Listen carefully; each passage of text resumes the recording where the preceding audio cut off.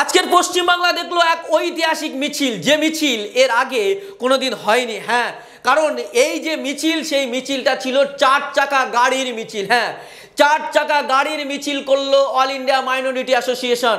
আর all India minority অ্যাসোসিয়েশনের সর্বভারতীয় সম্পাদক পীরজাদা সৈয়দ রুহুল আমিনের নেতৃত্বে এই ঐতিহাসিক মিছিল, যে মিছিলের দাবি ছিল সংশোধনী ওয়াকফ আইনের বিরুদ্ধে। যেভাবে কালা কানুন এনে মুসলিমদের সম্পত্তি লুট করার চেষ্টা করছে বিজেপি, মুসলিমদের মসজিদ মাদ্রাসা ঈদগাহ লুট করার ষড়যন্ত্র করেছে, তার বিরুদ্ধে এই মিছিল ছিল সৈয়দ রুহুল আমিনের। এই মিছিলের দাবি শুধু এটাই ছিল না, এই মিছিলের দাবি ছিল যেভাবে ভিন রাজ্যে বাংলা ভাষীদেরকে বাংলাদেশি বলে তাড়িয়ে দেওয়া হচ্ছে, তারই বিরুদ্ধে এই মিছিল। এই মিছিল ছিল বাঙালি পরিযায়ী শ্রমিকদের পক্ষে। যে সমস্ত বাঙালি পরিযায়ী শ্রমিকদেরকে বাইরে রাজ্যে খুন করা হচ্ছে, হত্যা করা হচ্ছে, প্রতিনিয়ত তাদের কষাঘাত করা হচ্ছে, তারই বিরুদ্ধে এই মিছিল। এই মিছিল ছিল বিজেপি শাসিত রাজ্যে যেভাবে সংখ্যালঘু মানুষদেরকে নিপীড়ন অত্যাচার করা হচ্ছে, তারই প্রতিবাদে এই মিছিল। এই মিছিল থেকে রীতিমতো দাবি করা হয়েছে যে সমস্ত যোগ্য শিক্ষক শিক্ষিকারা যারা বঞ্চিত হয়েছে তাদের অবিলম্বে চাকরি ফিরিয়ে দিতে হবে, এই দাবিতে আজকে এই মিছিল। আজকের এই মিছিল থেকে দাবি করা হয়েছে যেভাবে জীবনদায়ী ওষুধের দাম বাড়ানো হয়েছে, সেই মূল্যবৃদ্ধি অবশ্যই কমাতে হবে, ওষুধের দাম কমাতে হবে। এই মিছিল থেকে দাবি করা হয়েছে।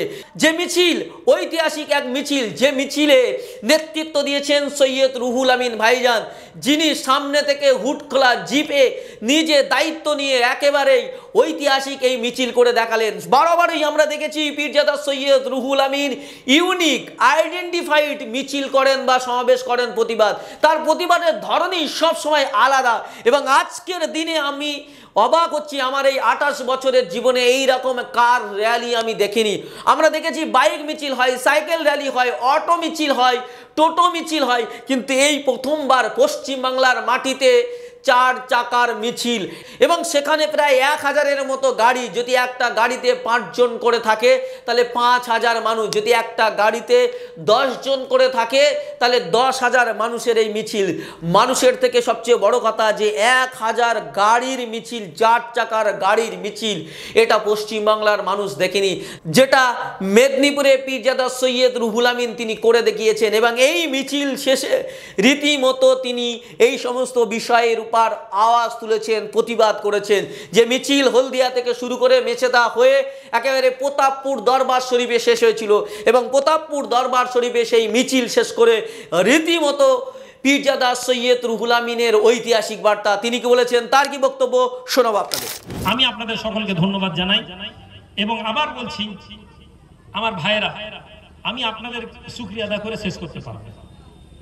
আমি রাস্তা খরচা আপনাদেরকে দিইনি, গাড়ি ভাড়া দিইনি, কিন্তু যখনই আমি আপনাদেরকে আবেদন করেছি আপনারা এসেছেন। আমি শুধু আবেদন করে যাব আল্লাহর জন্য যে আগামীতেও আমার এই লড়াইয়ে 7 দিন আমি হুজুর কিবলার স্বপ্নকে বাস্তবায়িত করার জন্য আজকে নেমেছি।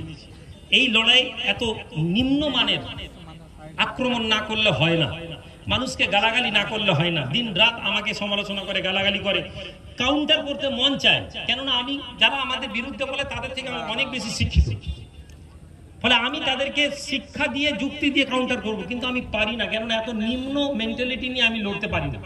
কেননা আমার একটা স্লোগান আছে, আমার লড়াই আমার বিরুদ্ধে না। আপনারা আজকে এই প্রোগ্রাম সফল করেছেন, ধন্যবাদ। স্কুল মেডিসিনের যে বিষয়টা নিয়ে আমাদের যে অ্যামেন্ডমেন্ট এগুলো এজেন্ডাগুলো ছিল আমরা ডিএমএসপিতে জমা দিয়েছি। মেডিসিন নিয়েও আমাদের রাজ্য সরকারের কাছে আপিল আছে। জেনেটিক মেডিসিনগুলো আমরা সরকারকে বলবো যে কিছু আমাদের উইংস তৈরি করে দেওয়ার পরিকল্পনা আছে, যেগুলো থেকে আমরা সরকারের কাছে অনেক কম মূল্যে ওষুধ পাওয়া যায়। একই ওষুধ বাজারে যে নাম আছে ওই নামে দাম বেশি, কিন্তু একই সরকার ভাবে, ওইগুলো আমরা মানুষের কাছে কতটা পৌঁছে দেওয়া যায় তার চেষ্টা করব। ভালো থাকেন আপনারা, এই রোদে আপনারা কষ্ট করে এসছেন, আমি আপনাদেরকে ধন্যবাদ জানাই। এবং আগামী 2026-এর জন্য একটা পরিকল্পনা চেষ্টা চলছে। আমি এতটুকু আপনাদের কাছে আল্লাহর উপর ভরসা করে আশ্বাস দিতে পারি, আপনাদের ক্ষতি হবে এমন কাজ আমি করব না। সংখ্যালঘু মানুষ, পিছিয়ে পড়া মানুষ, বাঙালি জাতির অস্তিত্ব নিয়ে ক্ষতি হবে এমন কাজ করব না। তাতে যদি আপনাদের মনে হয় ভোটের আগে যেমন অনেকে বলেন ভোট এসে গেলে বলে দেন কি না হয়ে যাবে, ঠিক আছে, লোক হয়তো বলবে এই ভোট এ করেছে করেনি, কিন্তু আপনারা আমার সাথ দিয়েছেন। 7 দিন ভালো থাকুন। হুজুর কেবলা খুবই অসুস্থ, তার শরীরের সুস্থতার জন্য দোয়া করুন। অল ইন্ডিয়া মাইনরিটি অ্যাসোসিয়েশন জিন্দাবাদ, হুজুর কেবলা জিন্দাবাদ, আইমার কর্মীবৃন্দ জিন্দাবাদ, আইমার সংগ্রাম জিন্দাবাদ।